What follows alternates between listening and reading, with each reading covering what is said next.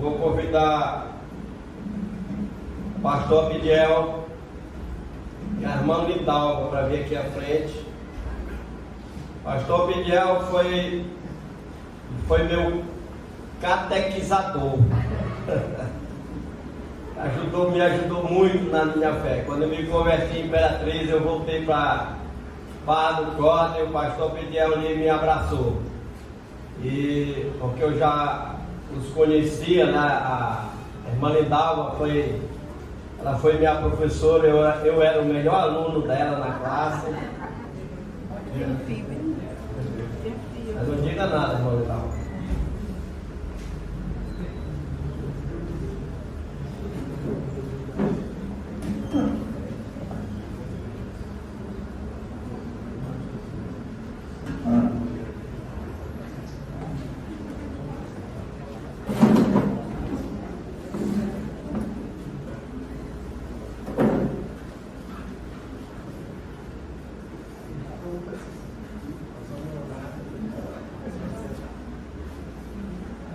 Vamos ficar de pé e vamos orar.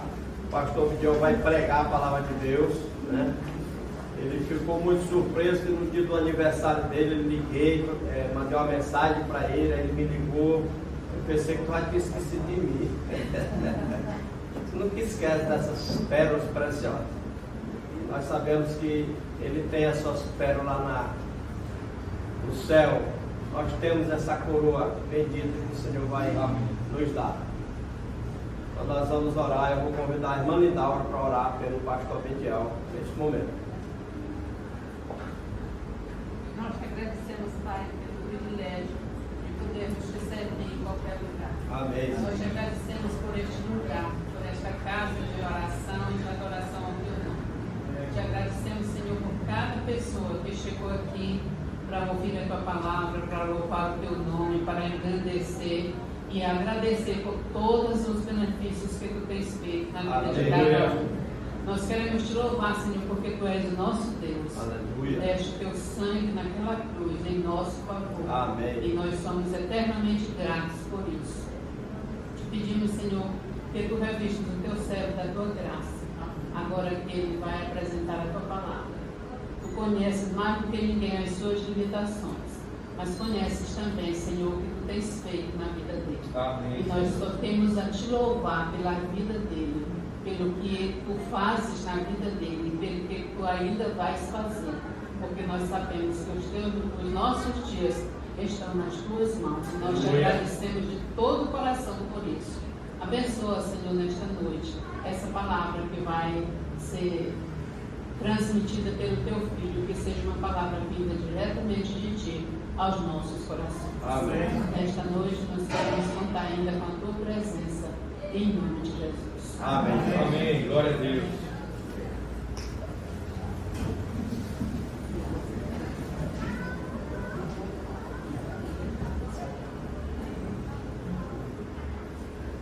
O pastor Abdiel é o seguinte, ele prega, ele conhece os versículos, mas ele não está lendo. A irmã Lindalva vai ler os versículos. Tá? Vou voltar. Quero iniciar dizendo ao pastor Onésio, também Cláudio, que eu me sinto muito honrado pelo convite de participar do culto hoje à noite aqui. Acredito que já há uns 4 ou 5 anos que eu estive aqui pela última vez, né? Eu nunca vou esquecer desses encontros. E como o Walter acabou de dizer, eu não tenho mais capacidade ou oportunidade de ler a minha Bíblia que eu comprei por último, aquela extra gigante de letras extra. E o ano passado eu li do Gênesis ao Apocalipse, terminando mais ou menos no mês de setembro, e logo depois eu não pude mais ler. Mas com o auxílio da chave bíblica da minha esposa, que pode anotar, eu posso Eu espero ser breve, que eu acho que o tempo já está adiantado, né? Mas mesmo assim, pastor Onésimo, eu quero, sem acusar da bondade, da disposição, que cantemos em 112. Já refúgio a glória de Jesus, Salvador, breve o reino das glórias. O sinal da sua vida, cada vez se mostra mais, vencendo, vem Jesus. 112.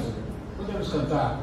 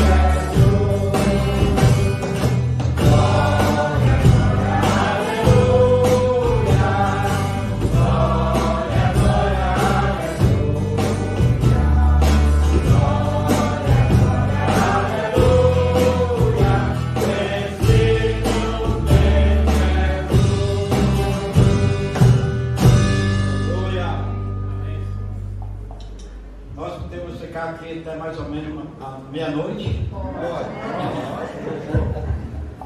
Eu quero, aproveitando a oportunidade,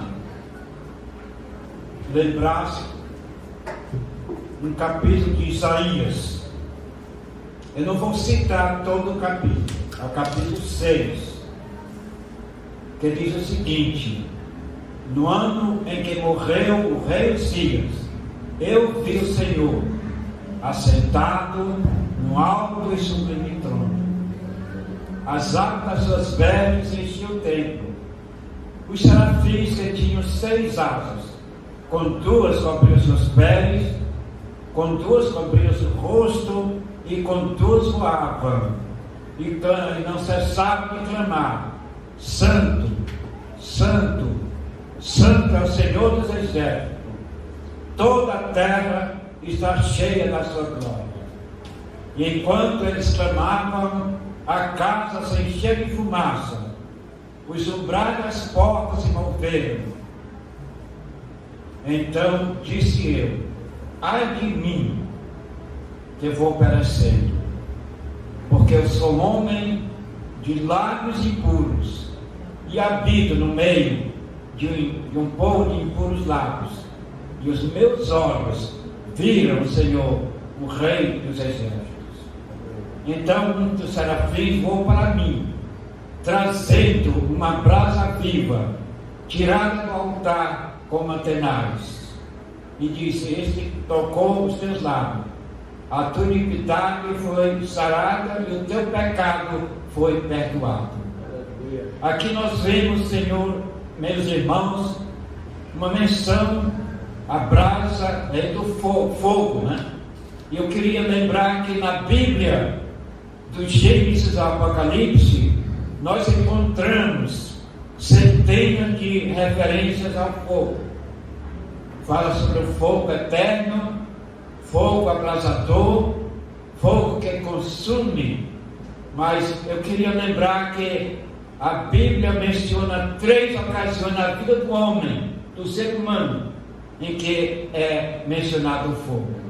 Aqui nós vemos o profeta dizendo, quando ele se achava impuro dos lábios por ser pecador, ele recebeu a brasa da purificação. No capítulo 3 do Evangelho de João, que relata que Jesus recebeu a visita de um doutor da lei, Nicodemos. Nicodemos chegou louvando ao Senhor Jesus Cristo, mas Jesus não perdeu tempo e disse: necessário vos é nascer de novo. Ele não entendeu. Ele disse: mas como um homem velho pode nascer de novo? Porventura ele pode voltar ao ventre da sua mãe nascer? E Jesus disse: aquele que é nascido da carne é carne, e o que é nascido do Espírito é Espírito.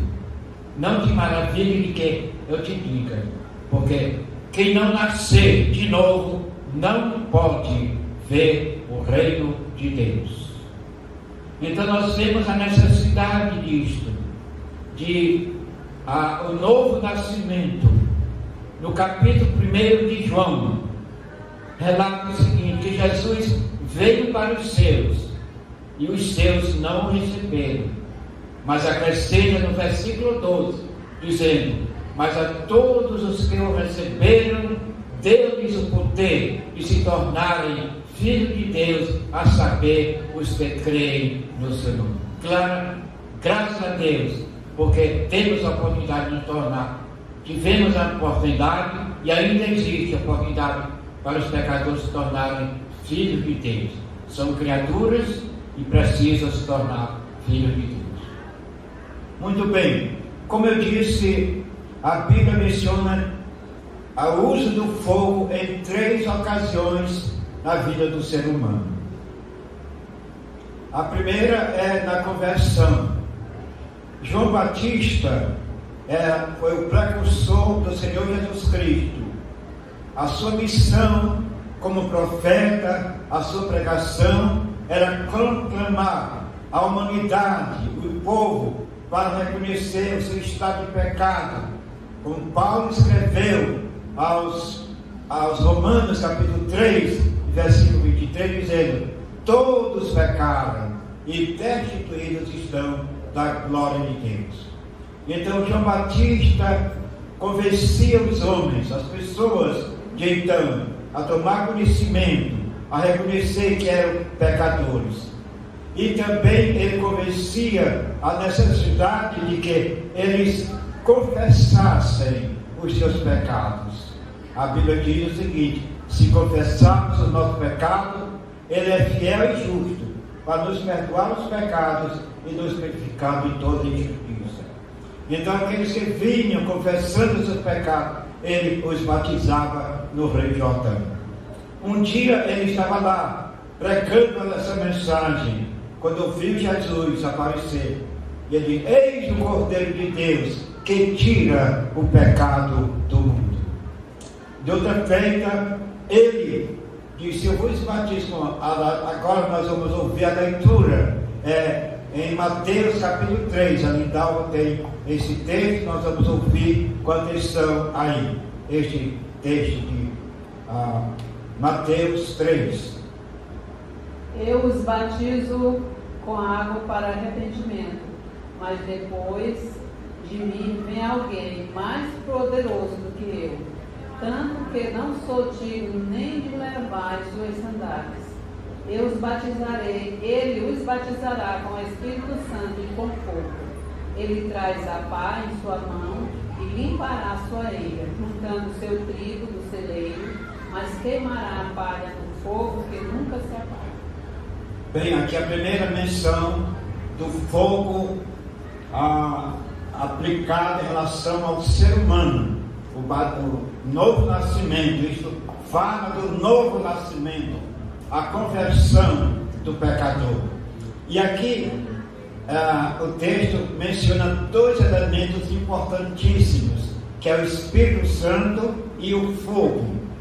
Primeiro, pensa no Espírito Santo. A Bíblia fala do Espírito Santo como um selo, isto é a garantia, a marca de que você, e a Bíblia diz, se alguém não tem Espírito de Cristo, esse não é dele.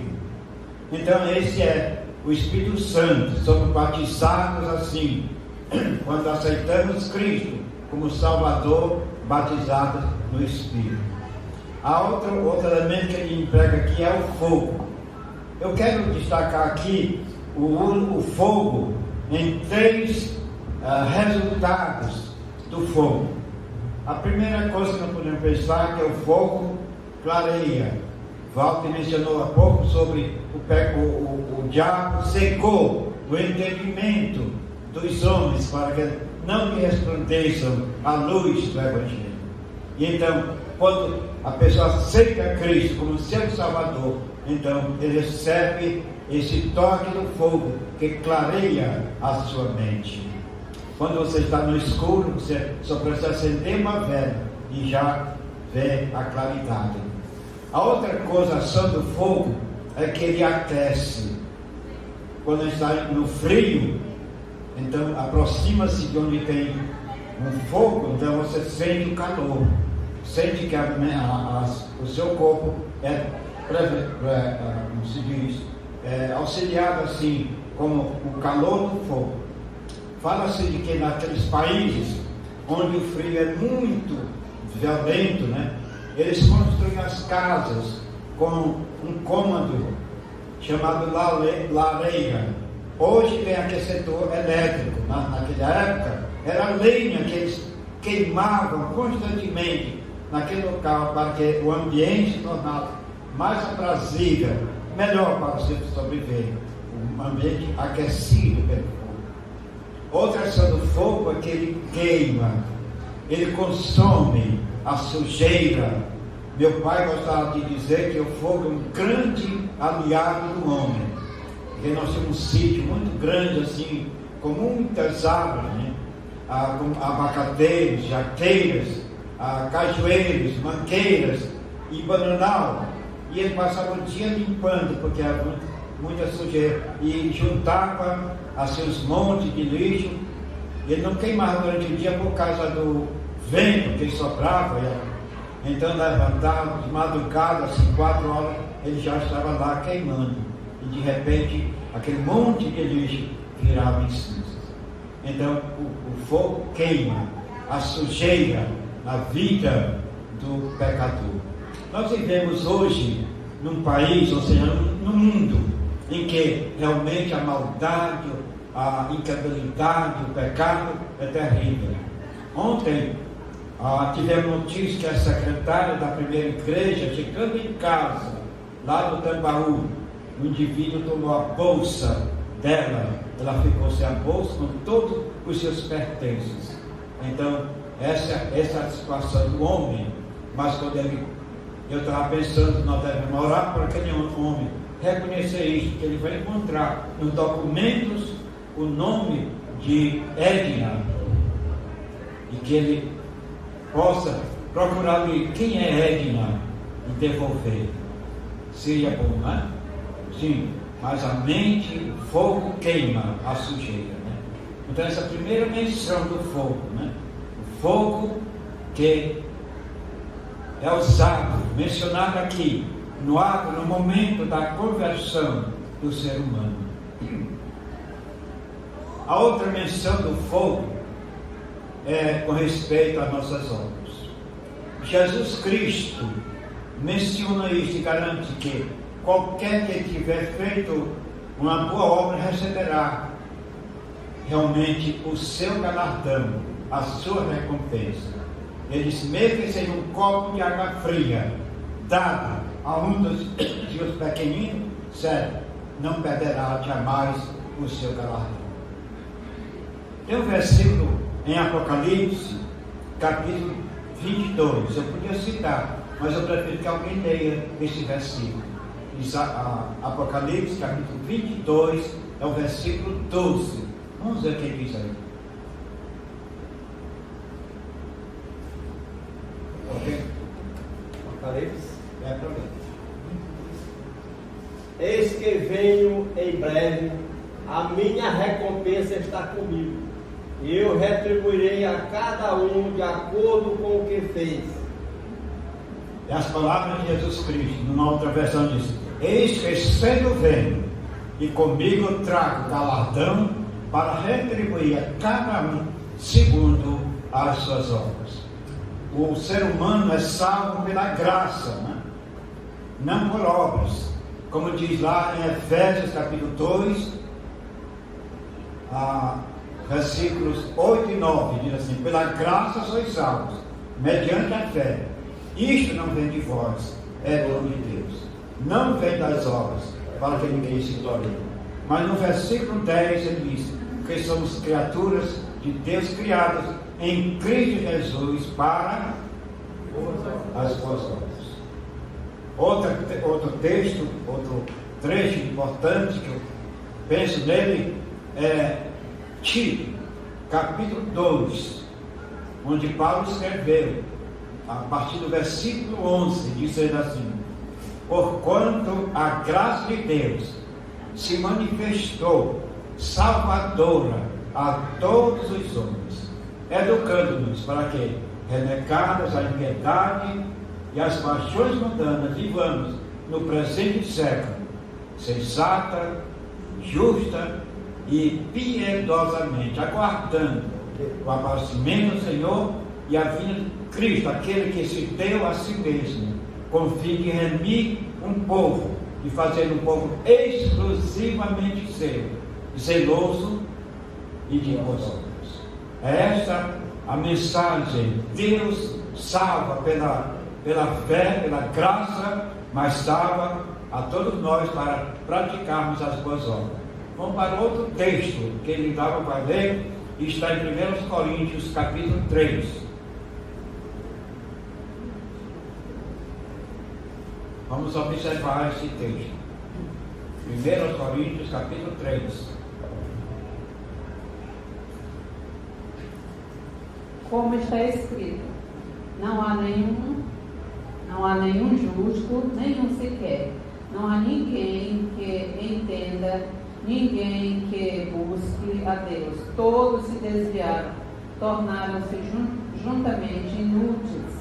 Não há ninguém que faça o bem, não há nenhum sequer. Suas gargantas são um túmulo aberto. Com suas... Desculpe, onde Paulo diz: eu lancei o fundamento e outros edificam. Esse é Mateus. 1 Coríntios 3. Porque ninguém pode pôr outro fundamento além do que essa força, esse? É isso. Pode ler. É o outro. Não, continua. Porque ninguém pode colocar outro fundamento além do que está posto, o qual é Jesus Cristo. Aleluia! Não, mas aquele onde ele diz, ele lança o fundamento e outros que edificam. E vê com que material. E se alguém, sobre este fundamento, formar um edifício de ouro, prata, pedras preciosas, madeira, feno, palha, a obra de cada um se manifestará na verdade. O dia a declarará, porque pelo fogo será descoberto. E o fogo provará qual seja a obra de cada um. Se a obra que alguém edificou nessa parte permanecer, essa receberá vai ser atingida. E se a obra de alguém se queimar, sofrerá detrimento, mas o tal será salvo, todavia, como pelo fogo. É exatamente isso aqui, onde menciona novamente o fogo, né? Que nós somos salvos para praticar boas obras. E como o texto lá de Apocalipse 22, Jesus dizendo, ele vem e com ele vai trazendo os galardões para retribuir, cada um segundo as suas obras. E aqui Paulo escreve o seguinte, que as nossas obras serão examinadas, provadas pelo fogo. Pode ser obras da qualidade de ouro, de prata, de pedras preciosas, mas pode ser obras da qualidade de madeira, palha e feno. Mas o fogo que vai dar o resultado, se a obra de alguém, diz lá, se a obra de alguém permanecer, ele receberá galardão. Mas se a obra de alguém se queimar, ele sofrerá dano. Contudo, será salvo como que através do sal, através do fogo, né? Então nós temos o seguinte, que a salvação não depende de obras. Por isso é que há crentes que não estão praticando tantas boas obras. Eu podia mencionar aqui alguns exemplos na Bíblia. Paulo menciona um homem crente, mas que se opõe a ele, né? E o apóstolo São João também fala de um que ele tem a primazia na igreja, mas ele não dava hospedagem a quem quer que fosse que se aproximasse dele, e procurava impedir que os crentes da igreja também hospedassem qualquer que fosse. E também João menciona que ele pegava as cartas que João escrevia para ser lido na igreja e não permitia que essas cartas fossem lidas, mas era membro da igreja, um crente, membro da igreja, mas se opõe. Então, que tipo de obra é essa? Então, aqui nós, a segunda ocasião que é mencionada as obras. Em João, em Efésios, capítulo 6, capítulo 5, se não me engano, versículo 16, diz assim: outrora eres trevas, mas agora sois luz do Senhor. Andai, assim brilha a vossa luz diante dos homens, para que vejam as vossas boas obras e glorifiquem ao vosso Pai que está nos céus. E São Pedro diz o seguinte: vós sois a raça eleita, o sacerdócio real, a nação santa, o povo e propriedade exclusiva de Deus.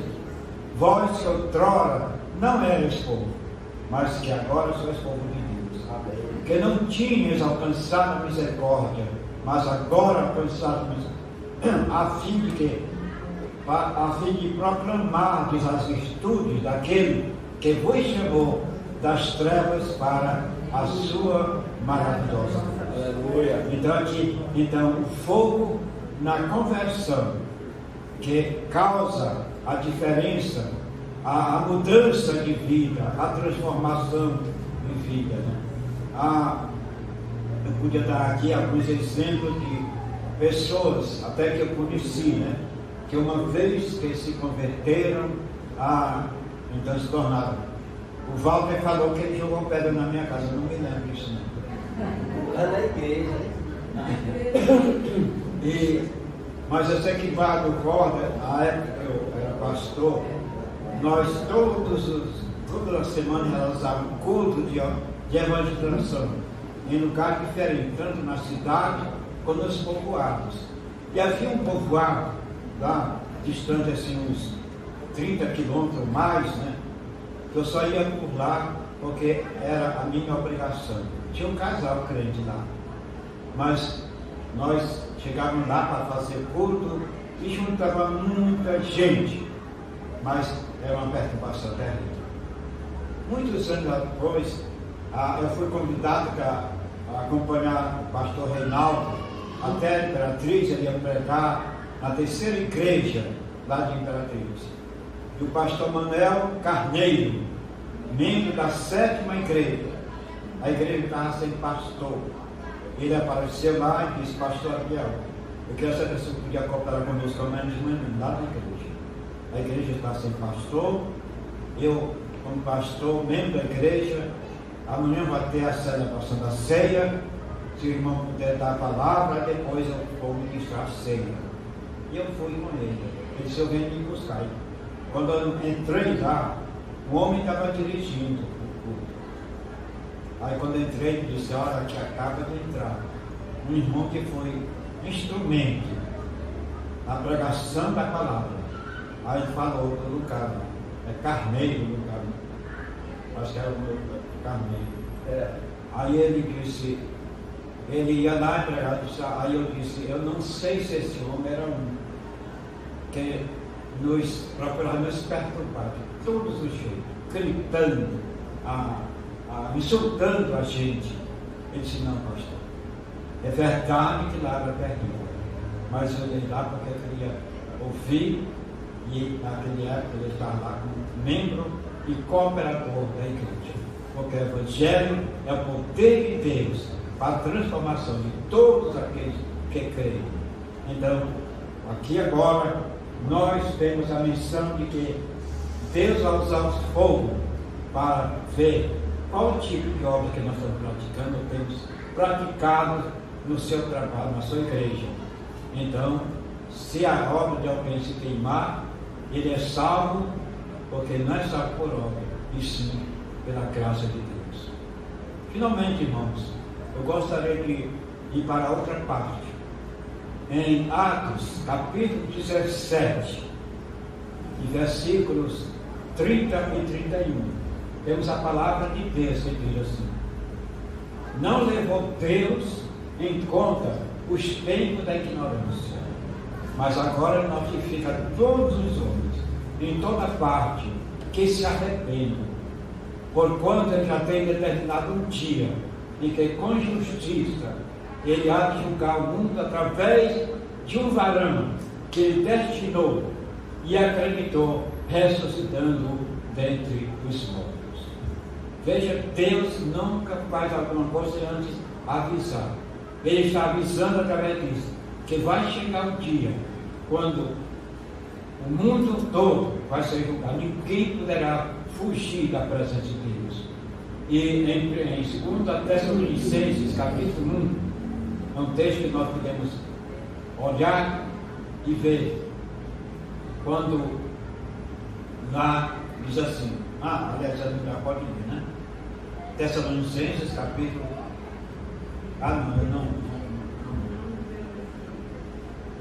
É quando Cristo vier na sua glória, com os anjos do seu poder. Eu já estou citando, né?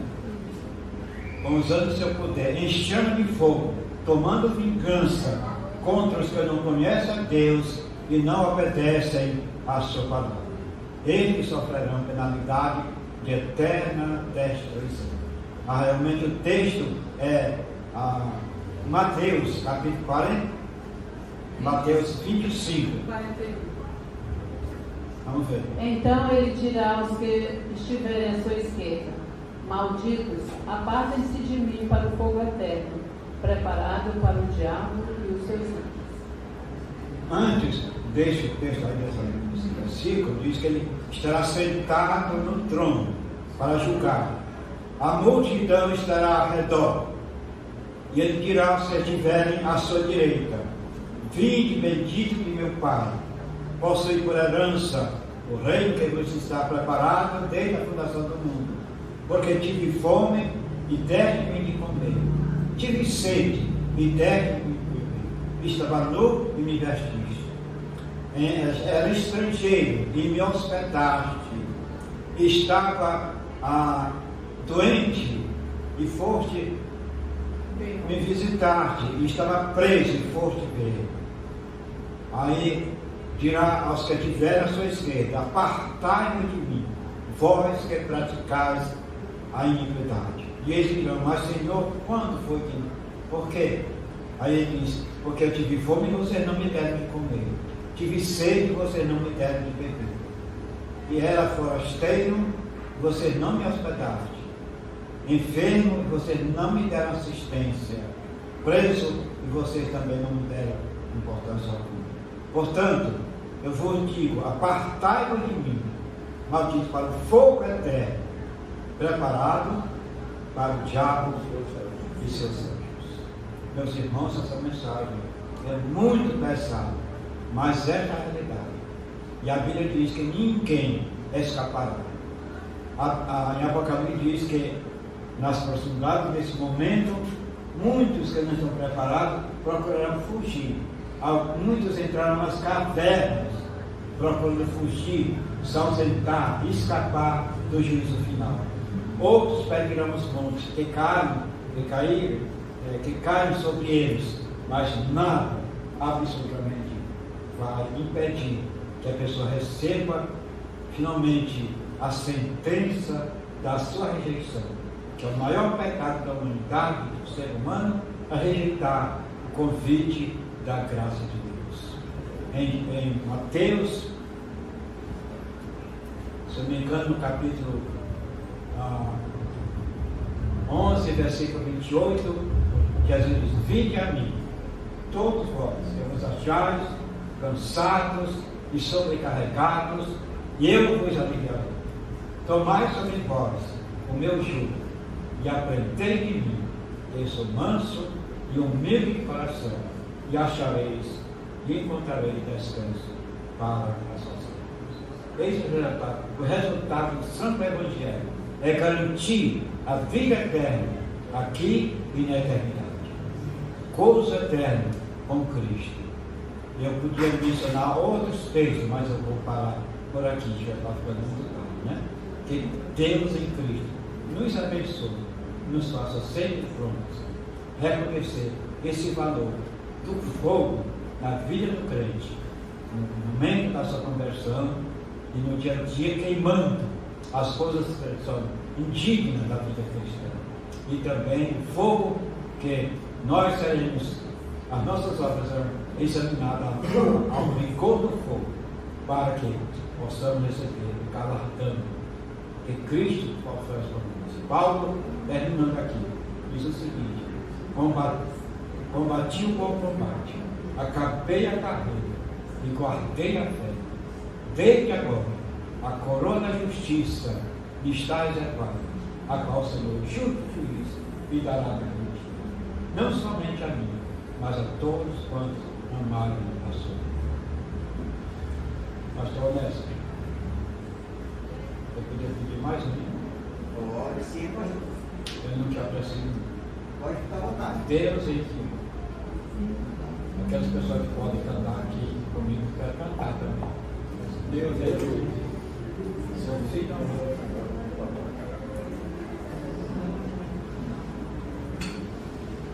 Porque ele vive.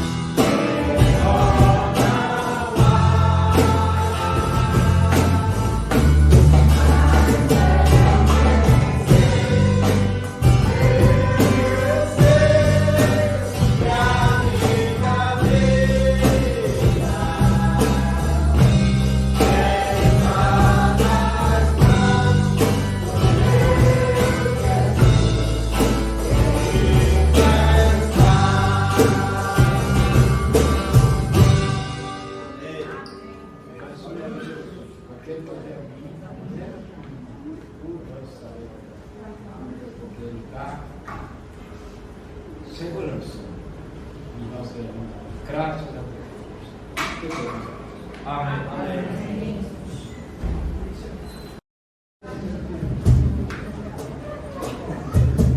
Então, amados irmãos, mais uma vez agradecemos ao pastor Midiel, a Lindalva, pela presença de vocês aqui, muito agradável. Mensagem, a palavra de Deus não volta vazia. Foi muito anunciada a palavra de Deus, né? Graças a Deus. Uma mensagem totalmente bíblica. Então, nós louvamos a Deus.